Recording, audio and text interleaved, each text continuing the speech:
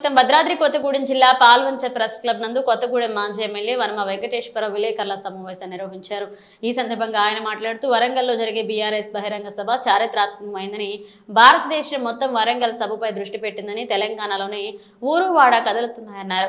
రేపు తెలంగాణ రాష్ట్రం మొత్తం గులాబీమయం అవుతుందని, గ్రామాలు పట్టణాల నుండి స్వచ్ఛందంగా ప్రజలు ముందుకు వస్తున్నారని, వరంగల్లోని ఎలకతుర్తి బహిరంగ సభ ప్రాంగణం సుందరవంతంగా తీర్చిదిద్దారని తెలిపారు. 2 రోజుల ముందు నుండి అనేక ప్రాంతాల నుండి ప్రజలు స్వచ్ఛందంగా పాదయాత్రలో వరంగల్ చేరుకుంటున్నారని, బీఆర్ఎస్ 25 సంవత్సరాల రజోత్సవ సభ 100 ఏళ్ల వరకు గుర్తుండేలా జరుగుతుందని, నాడు నేడు రేపు తెలంగాణకు కేసీఆర్ రక్షకుడు అన్నారు. సభకు 10 లక్షల మంది వస్తారని మొదట అంచనా వేసిన 15 లక్షల మంది వరకు సభకు తరలి రావడం జరుగుతుందని, కాంగ్రెస్ పార్టీకి దిమ్మ తిరిగేలా వరంగల్ సభ ఉంటుందని, ఎన్నికల్లో ఇచ్చిన వాగ్దానాలను కాంగ్రెస్ తొంగలో తొక్కిందన్నారు. ఎన్నికలు ఎప్పుడు జరిగినా బీఆర్ఎస్ పార్టీ అధికారంలోకి రావడం ఖాయమని, బీఆర్ఎస్ 10 ఏళ్ల పాలన ఒక స్వర్ణ యుగమని అన్నారు. తెలంగాణలో ఒక రాక్షస పాలన నడుస్తుందని వర్మ అన్నారు.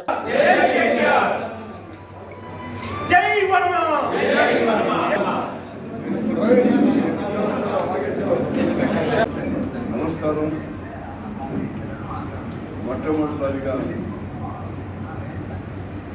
బ్రహ్మాండకి పాత్రికేయుల భవనం రోడ్డు పక్కనే అందరిగా చూపించారు. ఈ రాష్ట్రంలో పాత్రికేయులు వచ్చిన వారి ప్రత్యేక విషయం అవసరం అర్థం చేసుకున్నందుకు ధన్యవాదాలు చేస్తూ, మొట్టమొదటిసారిగా ఈ పాత్రికేయ భవనంలో ఒక చరిత్రాత్మకమైనటువంటి కార్యక్రమాన్ని ఉద్దేశించి పాత్రికేయ మీటింగ్ ఏర్పాటు చేయడం జరిగింది. అందరూ నాయకులు, కార్యకర్తలు,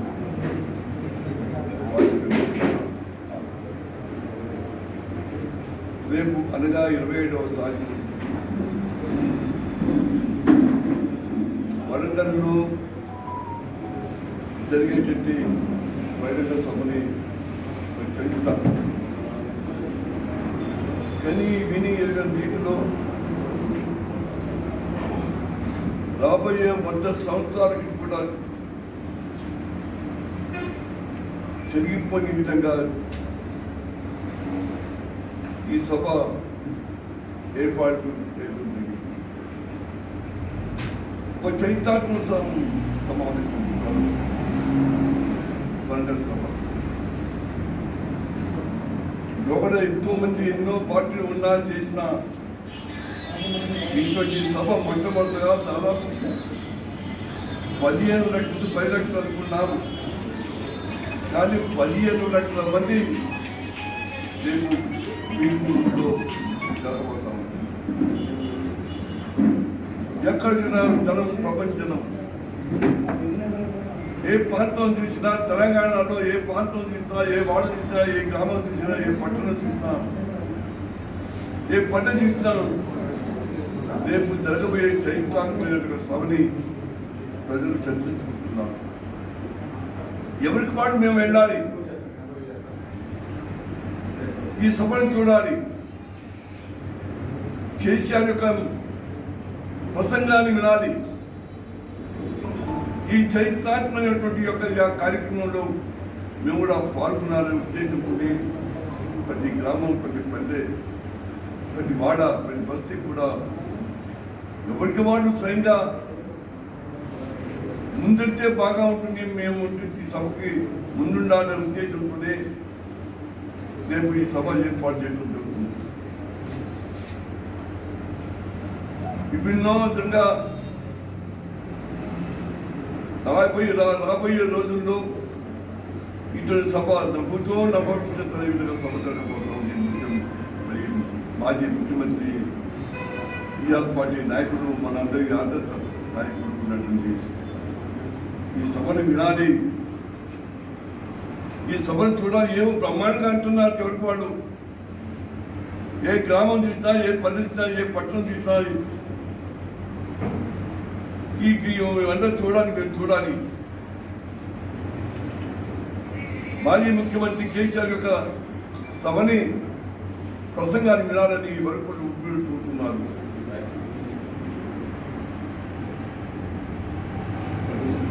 నాకు తెలిసినంత వరకు అయితే 42 సంవత్సరాలు సుదీర్ఘమైనటువంటి రాజకీయ నాయకుడిగా ఉన్న నేను కానీ నా పుట్టుకొని నా భవిష్యత్తుగా రాబోయే తరాల వరకు లోకడం ఉన్నవాడు కానీ రాబోయే వాడు కూడా ఇంత ప్రమాణ సభ జరిగింది అనే విధంగా ఈ దేశ సభ జరగబోతా ఉంది. అందుకనే నేను ఈ సభ వేదిక మీద ఈ యొక్క పార్టీకి మీడియా నేను అందరినీ కోరుతా ఉన్నాను. రేపు ఉదయం 9 గంటలకి మన ప్రాంతంలో మన నియోజకవర్గంలో ఉదయం 8:30కి అక్కడ నేను ఉంటాను. నేను కూడా ఆ సభకి ముందుంటాను. నేను మొత్తం వేలాది మంది తల్లి వస్తూ ఉన్నారు. ఎవరికి వాడు కూడా మేమంతా ముందుకు వచ్చి మేము వస్తాం ఈ సభ వినాలి, మమ్మల్ని తీసుకెళ్ళాలి అని ఆలోచన చెప్తున్నారు కార్యకర్తలు, ప్రజలు కూడా.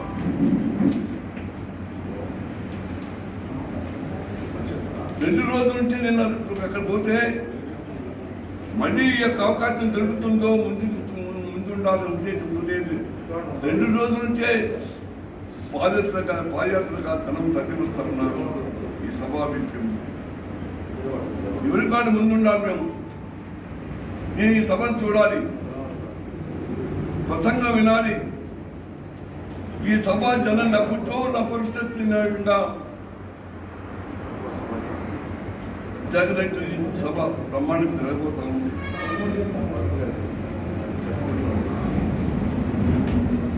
సభ దాదాపుగా 1250 ఎకరాలు 1250 ఎకరాలు